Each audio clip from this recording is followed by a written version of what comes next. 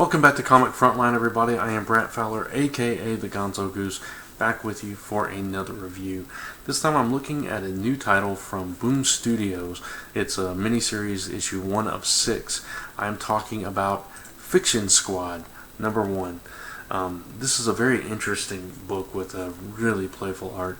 It's kind of mashing up all the nursery rhymes and fairy tales and kind of things like that into a pulp noir kind of crime drama. And it's really interesting because it has a lot of fun with it. You can tell by the art style what kind of book it's going to be tone-wise.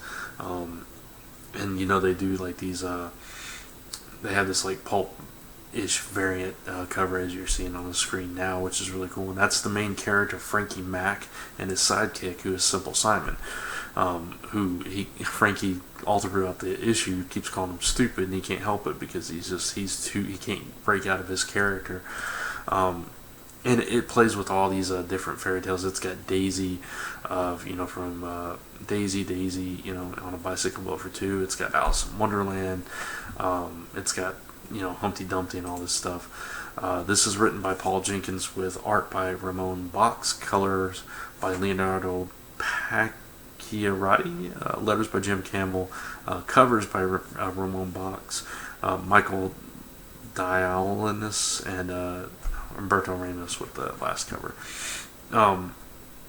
And they did fund this through Kickstarter, so it's a really cool thing here. But basically the story is about Frankie Mac, and he is this detective who is from the crime realm, and something happened. He couldn't complete this case, he couldn't solve this case, so he transferred into the I think it's called the nursery realm, or Rhymes is what they call the land. I can't remember the exact name of it, but basically this is the land where all the fairy tales mesh together. And he says the thing that you don't know about this is that every nursery rhyme is a crime scene, and the first crime scene that he encounters is, of course, Humpty Dumpty, who gets pushed off the wall instead of falls, and he's broken apart, and they don't know this plot starts unraveling where it's the queens versus the witches, and we don't know what's going on. Nobody's talking. He tries to go to Pinocchio to get some information and has to kind of catch him in a lie so his nose grows and stuff like that, and they call him Noke instead of Pinocchio here. And of course it's the same thing. He goes around interrogating everybody. I think Tom Thumb is his chief of police or whatever, his boss and stuff like that. And you got the 7 Lords of Leap, or 10 Lords of Leaping, and all that stuff going on too. It's just a really fun series. They put Humpty together as much as they can, but he doesn't have his mouth, so he can't speak. There's like little references of this and that. They call shell casings actual shell from Humpty Dumpty. It's kind of a Roger Rabbit kind of vibe to it, the way with the detective slant to it. Only instead of cartoon characters here, you're getting nursery rhymes and fairy tales.